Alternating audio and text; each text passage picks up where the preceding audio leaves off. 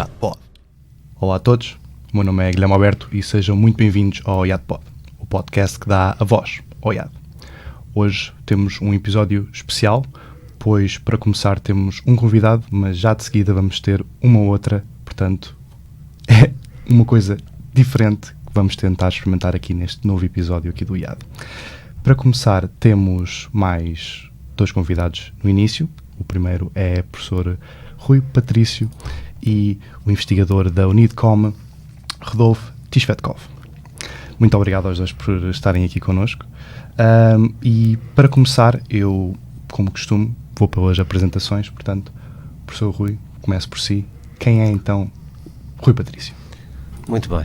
Eu sou professor aqui no IAD, coordeno o mestrado em Marketing e Inovação e um laboratório da Unidcom, que é o Strategic Design Innovation Lab, que tem neste momento um projeto em curso que tem a ver com a utilização de jogos na sala de aula e por isso é que estamos aqui neste podcast, de alguma forma a dar também um resultado daquilo que foi o projeto que está neste momento a ser concluído com a entrega de um livro e é esse o tema do podcast. Muito bem. E agora passo então a palavra ao Rodolfo. Quem é então, com este último nome bastante único, quem é então Rodolfo Tishvetkov? Certo, obrigado pelo convite.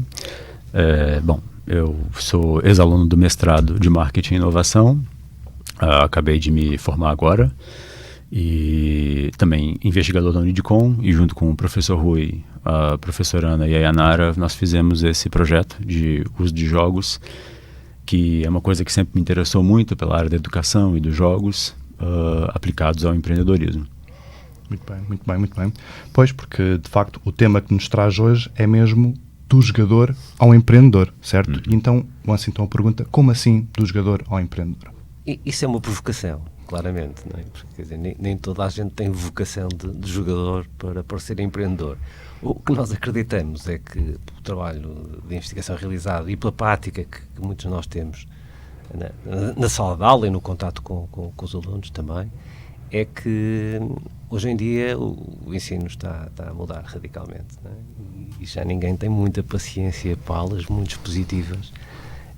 E é preciso utilizar novos métodos pedagógicos e sem dúvida eu acho que enfim, já não trazemos aqui novidade nenhuma.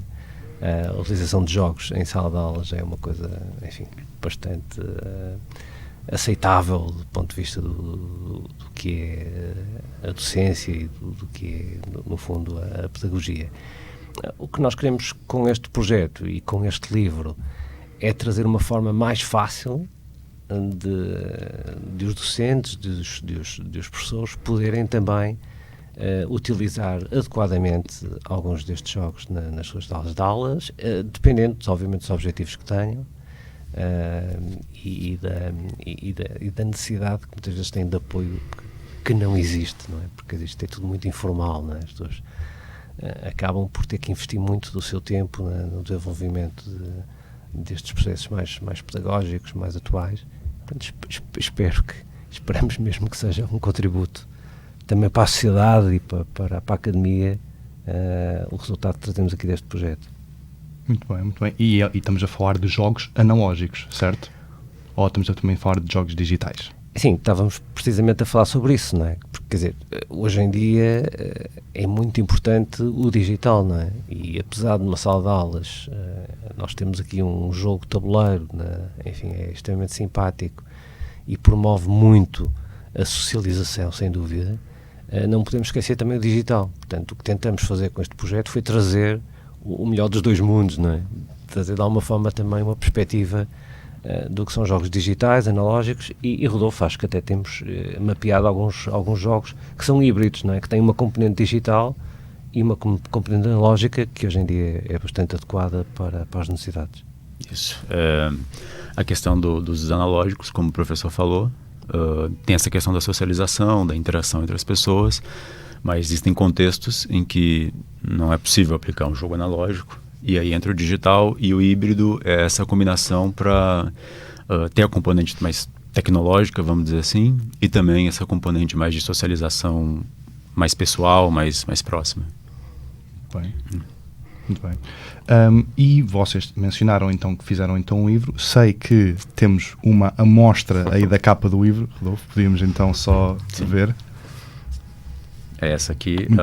Esse livro essa parte está em inglês, porque o livro será em inglês. Apesar do nome do podcast ser em português, mas é apenas a tradução. Né? Exato. E fala-nos então um pouco da construção do livro, como é que foi a vossa experiência, o design da capa. Falem-nos um pouco sobre como é que foi esse processo. Certo. No meio do projeto nós estávamos a discutir sobre qual seria o formato de um produto ali para ser entregue ao final do projeto, que pudesse demonstrar os resultados, os contributos, como o professor tinha falado. A gente chegou no formato de livro, porque ele pode ser uma espécie de, vamos dizer, de manual sobre o que é um jogo, como usar um jogo, como fazer um jogo de raiz, se a pessoa quiser ir por essa vertente, ou como adaptar um jogo, que é um processo que é o de modificação, né, modding, de jogos que já existem, que pode se comprar em alguma rede de retalho e transformar no jogo com a componente mais pedagógica, educativa. E nós quisemos transportar isso para esse formato de manual mesmo, e que ao final ali vai ter uma relação de alguns jogos que nós conseguimos mapear, físicos, híbridos e digitais, que o professor, o facilitador, poderia utilizar em sala de aula para o contexto do empreendedorismo. Como o empreendedorismo tem algumas fases, alguns processos ali, são jogos que vão tentar buscar uma resposta para cada uma dessas fases e processos. Então a gente tentou mesmo fazer um pequeno manual mesmo para os docentes que têm uma certa dificuldade ou não entendem as possibilidades que o jogo pode ter, de começarem nesse caminho de usar jogos em sala de aula, e isso aqui ser um ponto de partida, na verdade, né? Para a pessoa ter a curiosidade e depois ela mesma buscar por conta própria outros jogos, outros caminhos para ampliar o uso desses jogos em sala de aula. Muito bem. E em relação à capa, como é que foi a vossa inspiração para a construção da capa? Cheguei com o designer, o Rodolfo que propôs muito bem. Foram muitas iterações, na verdade, muita experimentação e buscar muitas referências. No meio do processo, eu tive a grata sorte de que entrou na Unidcom um designer com muita experiência em banda desenhada da Austrália. E nós começamos a conversar muito e trocar muitas ideias, e ele me mostrou outras referências, até chegar nesse formato aqui que combina um pouco a questão da socialização, que era o que a gente buscava com os jogos analógicos sobretudo, um pouquinho da questão lúdica do uso de jogos, como os dados, e também a questão mais assim, business, mais séria da coisa, que é a parte do empreendedorismo, né? E a gente tentou combinar isso tudo no formato um pouco mais leve, um pouco mais assim... informal, para também não ser uma coisa muito, vamos dizer assim, muito rígida, né? Muito dura, que pode afastar as pessoas de abrirem, utilizarem o livro. Muito bem. E inspirações? Tiveram alguma inspiração para isto? Alguma referência que queiram partilhar connosco?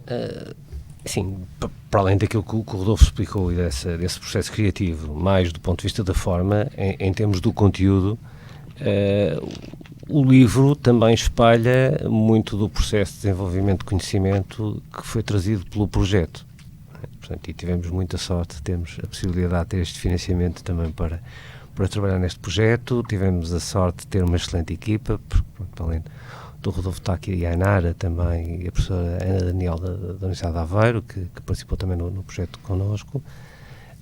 Conseguimos reunir aqui um conjunto de material bastante interessante, enfim, fruto do nosso trabalho também de investigação, conseguimos, o Rodolfo estava a falar de uma coisa mais informal, um contributo se calhar mais fácil e mais acessível, em cima da dureza das publicações que temos neste momento, seis papers para publicar, portanto, e é uma linguagem um pouco mais complicada para quem quer pegar, digamos, no conhecimento. Portanto, se calhar, temos essa vertente mais científica com a publicação, ou as publicações dos white papers, e depois temos uma componente, se calhar, mais practitioner, mais junto das pessoas que vão utilizar, com uma linguagem mais fácil, mas a base de conteúdo, enfim, está lá. está lá no projeto, não é? Graças a isso também conseguimos tempo e disponibilidade para pesquisar. Depois fizemos uma pesquisa grande, o livro explica também o processo, nós não utilizamos, temos quase 50 jogos mapeados, muita coisa, mas não conseguimos comprar os 50, não conseguimos experimentar os 50, mas temos lá essas notas no livro, a explicar o processo, como é que percebemos e como é que tentamos encaixar isso na vertente do empreendedorismo. Portanto, foi muito desse processo. E a questão assim de referência, por exemplo, para construir visualmente o livro, dos próprios jogos, né? Ao jogar outros jogos, mesmo para fins lúdicos, de entretenimento, acaba se construindo uma biblioteca de referências, vamos dizer assim, que pode culminar aqui. Então tem ali meeples e tokens e dados, e tem esses pequenos elementos espalhados ao longo do livro, do material, rondels e tal, que também tenta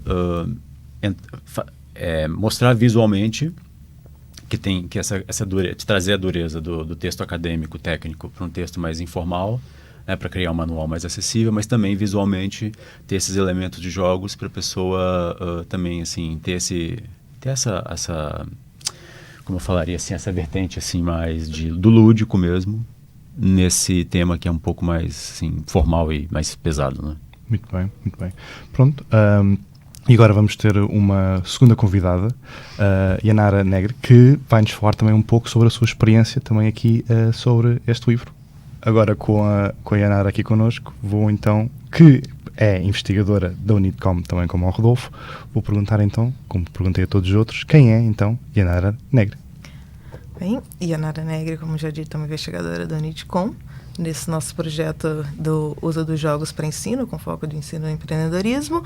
E dentro do projeto, apesar dele ser bem multitask, eu fiquei mais focada na área de investigar docentes e educadores, professores, instrutores, treinadores, que já utilizam jogos e quais são as necessidades que eles têm com isso, quais são as vantagens que encontraram, se tiver algum tipo de barreira. Estou aqui apanhando do ponto de vista do docente como que é esse outro lado dos jogos. E como é que foi essa experiência? Como é que foi ter essa investigação mesmo para o lado dos professores? Fala-nos um pouco sobre isso. Foi muito interessante porque pela pesquisa de revisão de literatura foi encontrado esse research gap. Existem muito poucos papers que dão foco nos professores. A grande maioria está focado nos alunos ou é mais para a área do game design, para melhorar os elementos dos jogos em si, que também usamos, falamos alguma coisa disso no nosso, mas dentro do ponto de vista do docente, porque o docente ele é fundamental na implementação do jogo de sala de aula. Às vezes a própria universidade tem uma diretriz de vamos fazer uma metodologia ativa, alguma coisa que seja um pouco mais experimental, que chame mais a atenção dos alunos, e aí o fica meio a cargo do docente, né, que tem a liberdade de criar a sua aula conforme ele quer, conforme as necessidades do programa, que ele acha interessante, e ele começa a procurar jogos, então. Mas nem sempre o docente sabe quais são os jogos existentes e que aquele jogo poderia ser aplicado naquele momento. Às vezes tem esse grande gap informacional também, o docente tem interesse em utilizar os jogos, mas por não ter o conhecimento da ferramenta, ele acaba não usando.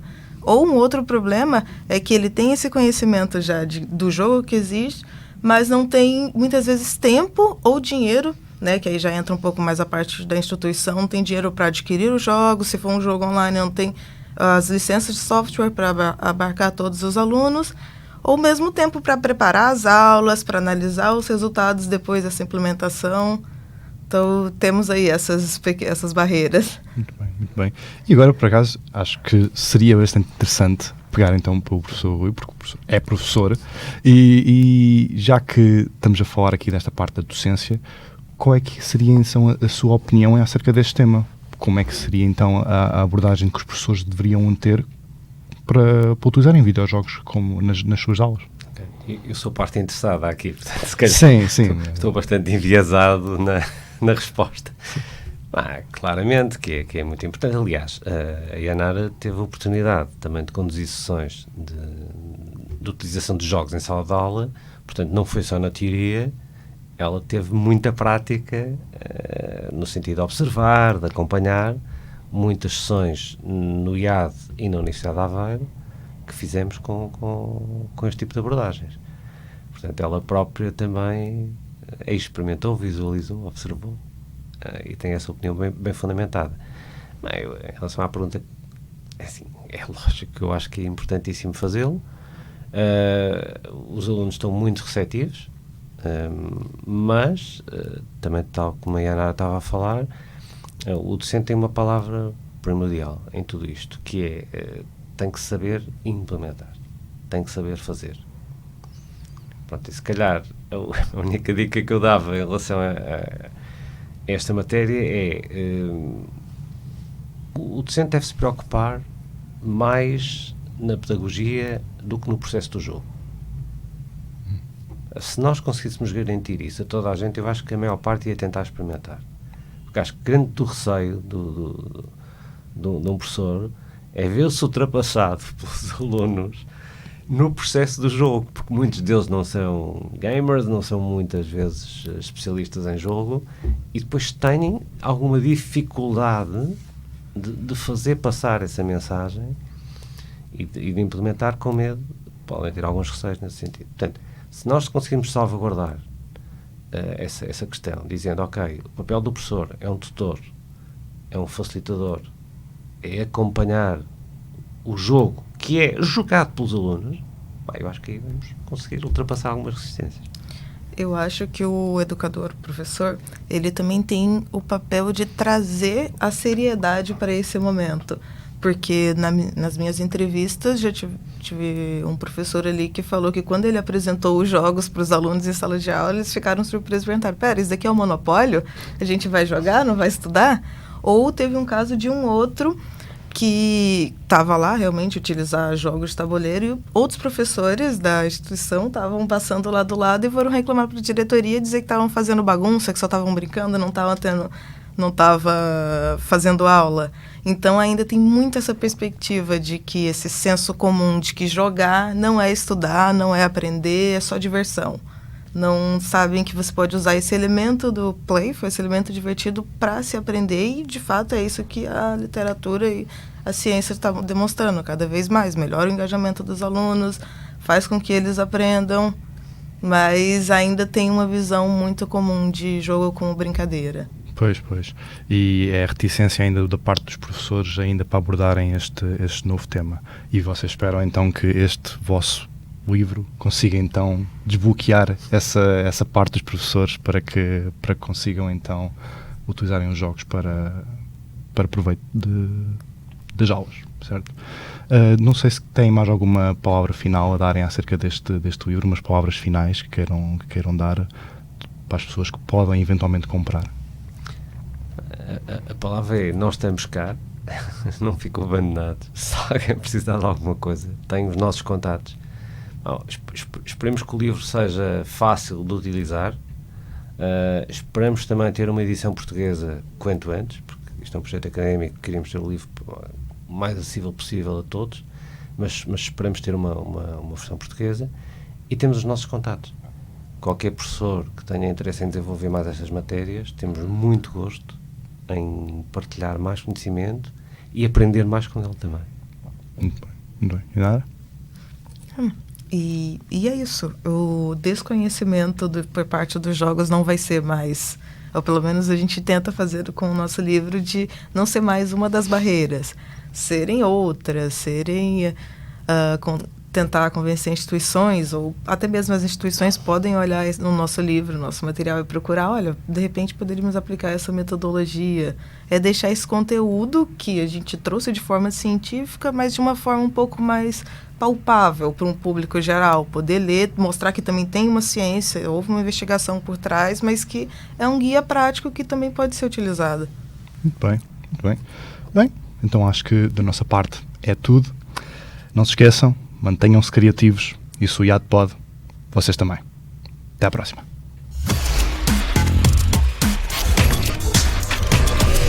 O IAD pode.